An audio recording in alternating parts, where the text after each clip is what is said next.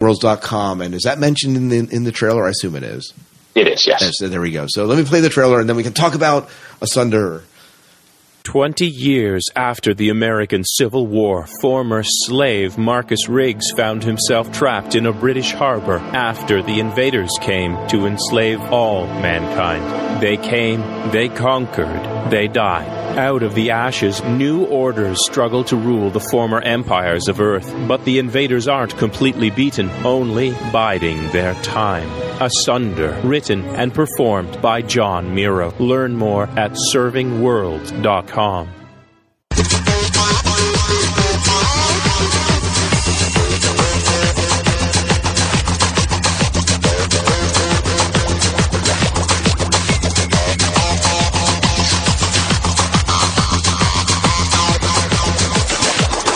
And we're back, and we have with us John, who's been with us all the time. Welcome back, John. Hey, thanks for putting up with me, guys. No, it's been great having you on. It's great. We love when we have people on that just kind of give their 2 cents into what we're talking about. So, very cool. Well, recently we heard rumors toward the end of August that you had we knew that you were working on something new, and I know I personally, after Enemy Lines, was kind of waiting for this. Tell us a little bit about what you have out right now, Asunder.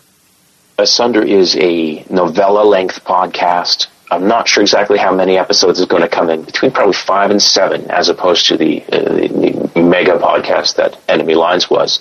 It's the first in a new series of tales set after a war between worlds. It's a takeoff of War of the Worlds, where I just use that as the base and jump into the action pretty quickly.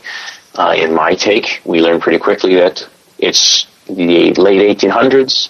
We've got some people that are fighting these wondrous tripods that are just decimating all the forces they come across, but then they start to die out. What always interested me is, well, just like when the Cold War fell, it wasn't suddenly that peace and apple pie broke out. We were worried about stolen nukes. So what's going to happen in this strange new world once the wondrous alien technology is loosed into human hands? Yeah. Well, and the thing that I've listened to the first couple episodes. Miles, you listened to the first episode. Right. The thing that fascinated us, and we actually talked about this a couple podcasts ago about, I think this is in the light of Cowboys and Aliens, that you see so much sci-fi set in modern day or in the future, but there's really no reason why you can't take sci-fi and set it in the Old West like Cowboys and Aliens did, or in the case of what you're doing here, set it 10 years after the Civil War. Yeah, just about 20 years after the Civil War. And the lead character, as I should have mentioned right off the bat, says in the promo, he's a former slave. Right. You'll find out he got himself hightailed out of the United States after bad things happened in his family. His best friend and his first mate, Hobe, is a native Haligonian, Halifax, Canada, and a place famous, perhaps second only to Scotland, for shipbuilding and for engineers of the naval variety. They do some shady things to keep that boat afloat, and that's how they end up stuck in England during the famous War of the Worlds. Right. Well, again, it's also interesting that you're taking it from, an African American or a perspective as a character, as your main character there, set after the Civil War, something that obviously pretty intense for the United States, and you're bringing a sci-fi bent to it. I think that's kind of cool. It's kind of unique. What fascinated me with the original War of the Worlds, and the comparison I made to follow the Iron Curtain, when Germany started knocking down walls, there's a lot of weird people coming out that were trying to come to grips with their place. And when the Civil War fell, it was because people were trying to enslave people, fell upon your nation, and Lincoln had a few rousing speeches, and they were suddenly free men, instantly overnight free men. But there's fallout from that. The same, I'm sure, would come as if the entire human race was about to be crushed under a boot heel, and then a common cold wiped out your oppressors. You suddenly have to deal with the fact that you're all slaves set free. Oh, yeah. And how do you react with it, and what do you do with the tech that's been left over? And that's kind and there's a nod to steampunk with the use of cogs, but I don't go too much. That's just for a fun little bit of extra character. Yeah. I actually wondered at one point if you were going to take more of a steampunk bent with it. Because whenever you kind of go back into that era, the early 1900s, late 1800s, that's almost a steampunk era. Yeah, it's a lot of fun. You said you wondered why some people don't go into the historical fiction. It's very loaded. There's a weight of so much history that we know that you suddenly have to juggle, and it's something that gave me pause too. But I'm going to take a left turn, and I'm going to follow a completely different course. I'm not going to try to... Well, there's some tremendous alternate historians out there that can do some wonders, but I'm just going to tell as good a strong tale as I can with these characters, and it's the first in a series. Yeah. So can you tell us, John, why did you title this Asunder? Oh, the great secret of why authors name things. Well, I could tell you that it's because A's come first on a bookshelf, but that's actually not very important to me because I'm a Kindle selling author, and this will be available in Kindle before the end of the podcast as well. It was because I had a heck of a long time coming up with the title. The original title was a clue to the end of the first installment, this novella. So I had to ditch that. And it just came to me at the traditional, stereotypical, it just came to me, and it sounded good. And I said it out loud since I'm going to be podcasting it, and it rocked, and I went with it. I hope everybody else gets a kick out of it, too. Yeah. I like that you're kind of going against type a little bit. Your main character is an African-American ex-slave. I still think in a lot of our, either TV or movies, we still think in white Anglo-Saxon terms about who our characters are, and I like that you're kind of going against that. You're going from his perspective, and yeah, thank you. It's to me, it was really important. Like the title Asunder, another reason for the use is the whole world's asunder. The whole world's been ripped apart, and you're seeing human beings at their worst. There's a little bit Lord of the Flies, a little bit The Fall of the Russian Iron Curtain. It's a little bit everybody that's in a situation where they're locked in the room and the zombies are coming. All the rules are off. And I wanted to show somebody that was not in a position of power, that was not instantly going to be in the supply chain to the great adventure in the sky, and then show how he becomes part of the great adventure. Yeah. Well, yeah, and I think that's very, very cool, and I know that's been awesome. I agree that he's kind of sets type. I was just thinking as you were saying that, Miles, how this does set type up on its head, and just thinking of the shows and the books I read, and how there's just kind of this presumption that they are, or this assumption, or they typically are, those white Anglo-Saxon type people, but it's not that it has to be that way, and we do certainly have characters that stand out from that. I'm thinking like Morpheus stands out as obviously a black leader, and but even there, your central character is really white, right? And so to have a central character revolved around this is kind of cool. And you really don't, and like after that's introduced, I really don't think about it much, even though I know that's a part of it. Good. But that's good. That means that you're rooting for the character and you're not thinking about what makes him different. I know, and really, why should it matter what the color of the skin is? I mean, ultimately, really, it should. Well, this Marcus is going to have some. The color of his skin will not quickly be forgotten by the events of the story. And I won't say any more than that because it hasn't been revealed yet. Spoiler alert! I'm just kidding. And I'm glad you're doing that too, because I'm just kidding. I mean, being a white Well, Anglo-Saxon. there's a fear in literature that you introduce a black character and then instantly he goes on to living a Middle Eastern Toledo, Ohio lifestyle, and it's called whitewashing. I don't really get into feminist or power criticism or any of the kind of literary issues, criticism based, but I don't like the idea that everything's the same. It's boring. Forget about the critical elements. Right. And it'll be good for, I'll be getting it from a podiobook, so I'll be listening to it. I mean, getting inside his head, getting, what is, how he looks at the world. I mean, there's a lot more people than just white people out there, so it's good we get out there. Yeah. I live in a very small, very white town in Grimsby, Ontario, Canada. And there's a lot of very white, strong Christian Reform farmers, and there's a lot of very white CEOs that commute into Toronto. And it's kind of nice for me to remind myself that this is just one small shard of the world. Oh, yeah, and that's absolutely. And sci-fi should do that. Yeah, and I think it's. I mean, we commented earlier. I don't know if it was this show or one of the shows we did that sci-fi really works best when you begin to comment socially on society and you break against stereotypes and you kind of make us think outside ourselves. And I think that's kind of what Asunder does, at least with its main character. Thank you. I know it does, and I'm not saying that just because you're on the show, but I definitely believe that it does do that, and at least it gave me pause when we had that when you first mentioned that, and it makes you think, and I appreciate that. That's one of the things I do appreciate about. Now let's back up a little bit. We're talking about Asunder, but so where did Asunder begin? When you first where did you get the idea from? I mean, how did Asunder all come about? Was it before Enemy Lines? Was it in the middle of it? Was it after? I mean, how does this all work for you? I'm after Asunder. There will be another original fiction in another universe, and then I'm going to juggle the three. The other universe came before Asunder, before Enemy Lines. This one was new, and it came across.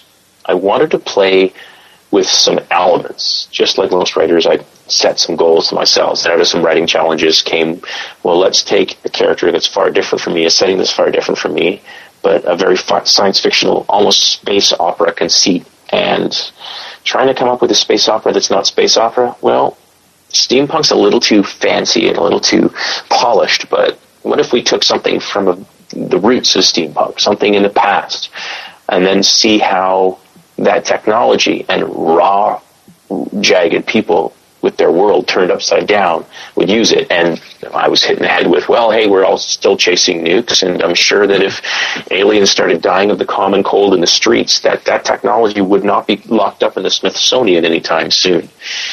And without being too much of a spoiler, we learned very quickly that other people are doing just that. And they're using those ill-gotten gains, technology, to get what they want, not what they deserve. Right.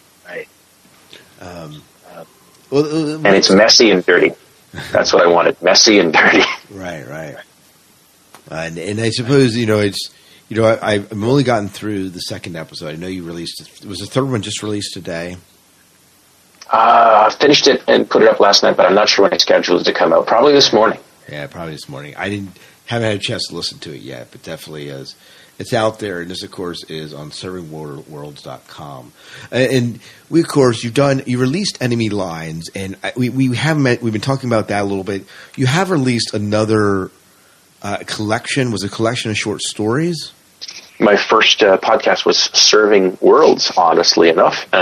Serving Worlds was just the kind of name that resonated with me, with a collection of 10 stories of fantasy, science fiction, ranging from novella length to flash fiction, with more than half of them being short stories. Right. And I got to give a taste of every different interest I have, I think, well represented in there. A little humor, a little dark, a little fantasy, a little traditional old vampires and monsters, and then new things. I think that I was successful. One of the stories in that actually launched Enemy Lines in a slightly mutated form, which I wrote for National Novel Writing Month a couple yeof years ago. Right. Went a little bit over the 50,000 word target. Yeah, just a little bit. Now you also released, of course, you wrote a book called Last Man Home, and you also recorded an audio version of that as well. Right. Last Man Home is another novella. I'm really enjoying releasing my work in Kindle. I have 3 kids, as we joked about before the show. I'm a very busy guy, and after this I shall topple into my bed happily. Yeah. But before I had kids and had a lot more energy, I pursued traditional contract publishing, and I will do so again, and had some slipstream fiction and some fantasy fiction published in short collections in New York and in Toronto. But I just didn't have the time and the energy when my kids came along and took a couple of years off, as is only right. When I got back into it, podcasting was coming strong, and now I'm glad that I went with it. I love the community of podcasting, which has led to the community of ebooks, and trying to promote myself on shows like this with my own servingworlds.com, which has a lot of nonfiction commentary and interview content as well.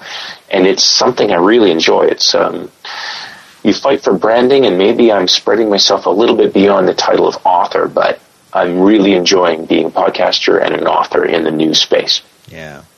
Well, and you do. We talk about your podiobooks and what you're releasing online as far as podcasts, and that's how I know Miles and I really encountered your content. Although I do have on my Kindle, I do have Last Man Home. I did buy that. But thank you. Well, no, it's no big deal. I was just did you mention that Enemy Lines is also available in book form? Enemy Lines is undergoing current copy editing and revision for all those things that an author doesn't see. Okay. And the time scale for that and having fresh eyes and some paid eyes look at it, I mean, it'll probably be out about October to try to capitalize on that wonderful Christmas Kindle money rush. Oh, yeah, absolutely. Well, let us know when it comes out so that we can post it up on our site and our Facebook page and give some promotion to that. Will do. Now, we talked about podcasting. You ran another podcast that really kind of tackled what goes into putting, if my understanding of it's correct, because I haven't listened to it, but the one about how podiobook authors go about putting together podiobooks. Is that kind of the premise for it? Indeed. Okay. It is. I love the space. I love social media. I love talking to you. I love talking to others. I love writing. And I love that I can, with an internet connection and any crappy netbook, build something of nearly the same quality as Audible will charge you $20 for. And I don't need a billboard campaign or a book tour to get ears and eyeballs on my work.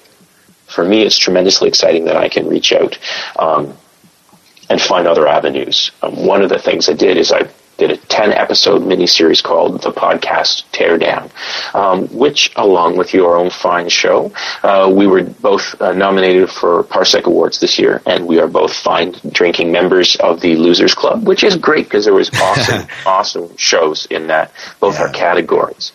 And Podcast Teardown is 10 interviews, 11 actually, in 10 episodes with some of, without a doubt, the finest voices in podcast fiction, specifically fiction, covering the same 10 questions with some very surprising answers.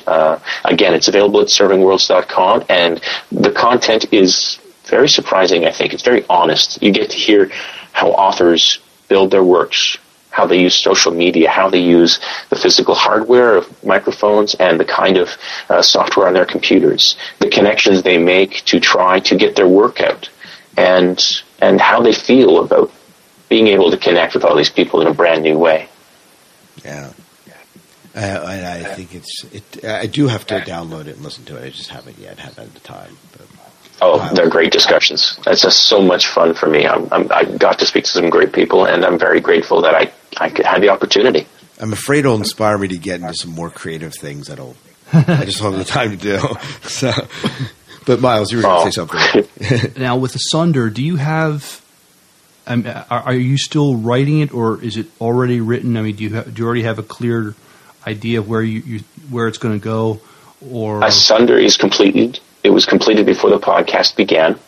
After that, I have 2 more finished podcasts that will run, and I'm writing the next ones, which are skeletons, and I know where they're going to end for both of these series that are launching, including Asunder.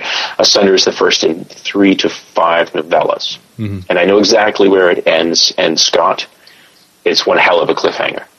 Yeah, I'm going to hate you for that, John. All the issues of the story are resolved, but you are left with what happens next. Right. Well, and I'm glad to say that you said you're going to be playing again in the Enemy Lines universe eventually in the future, and I look forward to that because that was a universe I really enjoyed. You know, the most satisfying thing that I came up with was who I did sacrifice and who people warned me not to. There's nothing better than having hate mail saying, "You better not kill Bruno. You better not kill Alex. Right? Don't you dare." You know, at the end of an episode with a cliffhanger, "Don't you dare!" And that was great. Yeah. They're coming back, and they've got a lot more story to tell. Oh, good! I can't wait. Can't wait to hear it. Was there anything else you want to say about Asunder before we kind of exit out of the interview here? No, great questions, and thank you guys for letting me have a say to your audience. I hope they'll all jump over to servingworlds.com. They'll find, as I say, all the things we've talked about. My tweet stream is also available on the website. I have a series of guest posts with other creators in the field that I want to support and contribute to their getting ahead too. I believe in this kind of community, that the people that are listening to your podcast, they can go out and create their own, and they can choose who they're going to give their attention and time on their playlists to. And I'm happy to be there for other people to make sure that good content gets out there, not just my own. Yeah, and as you said, it is indeed a community effort, and we've certainly, as consumers of the audiobooks, we certainly enjoy drawing our attention to them, and plan on continuing to do so in the future episodes. So we really appreciate you coming on the show and talking about Asunder. You bet. I really appreciate it. Sorry, Miles. Go ahead. Oh, John, like I said, listed the first one, and I was mad at the end because you left me hanging, but I'm glad I have 2 and 3 to look forward to. I'm going to put that on my iPod as soon as I get home. That's okay, Miles. They all die. Ah. They all die. They all die, Miles. No. Well, no, just kidding. Well, like you said before, we kind of went off topic and talked about cable TV and stuff like that, but you bring a good point.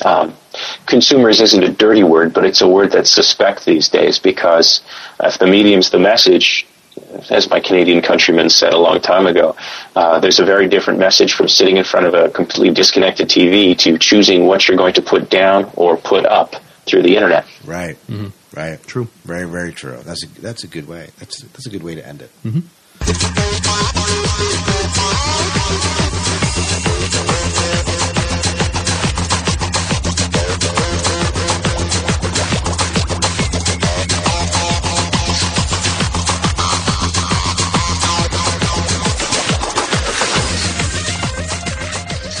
We have a little bit more to go in the show, and why don't we go exit out, and then we'll kind of give our digits, and we'll go from there. We have a Sci-Fi 5 and 5 to give. Yes, we do.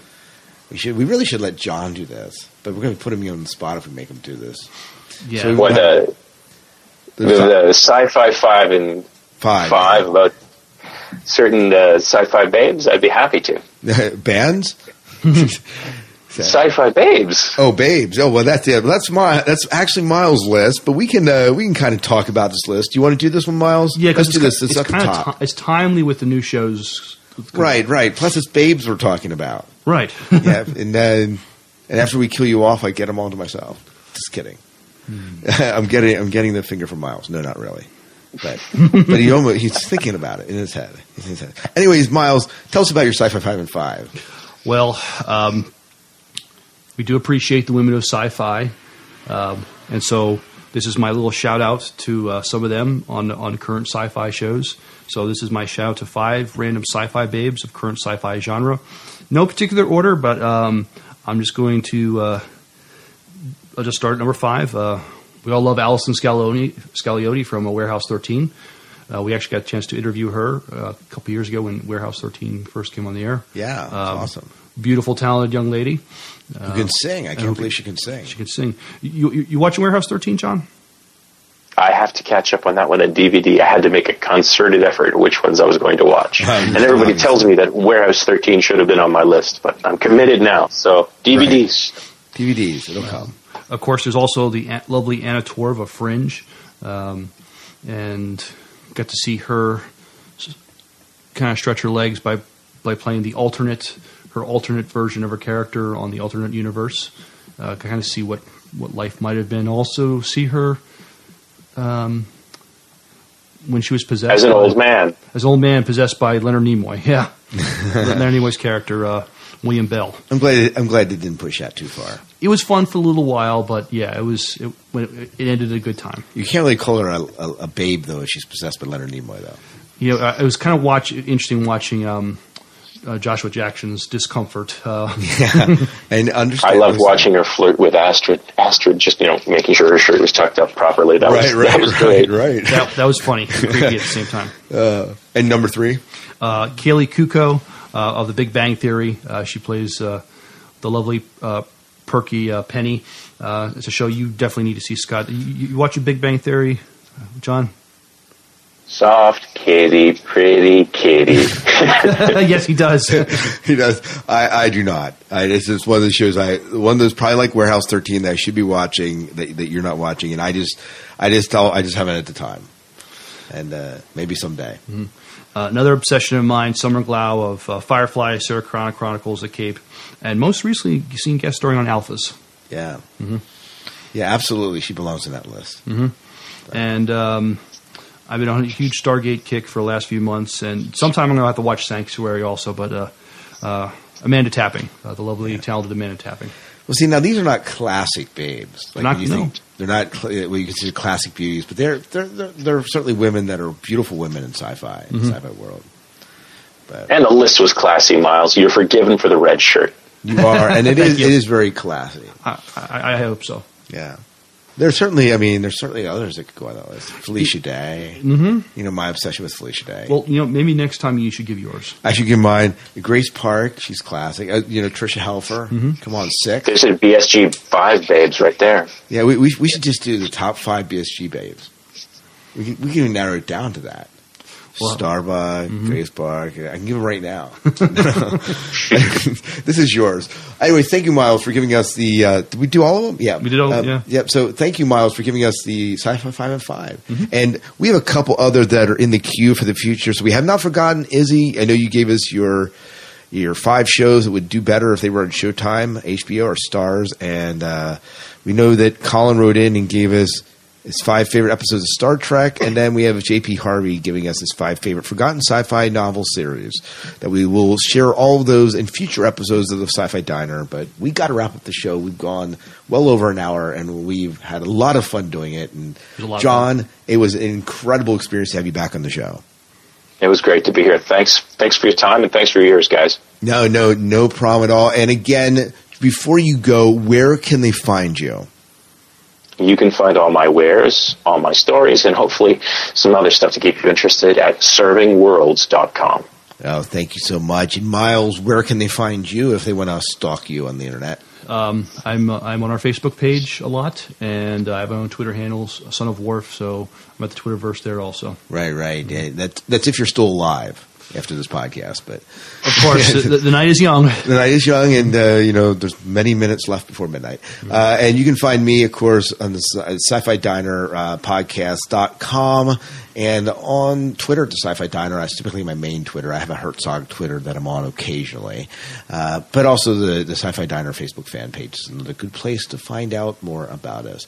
And I believe that's about it. That has to take us out of the show. Thank you, everyone, for tuning in. And Miles, why don't you wrap it up and take us out of here? Till next time, good night and good luck. Hey, we'll see ya.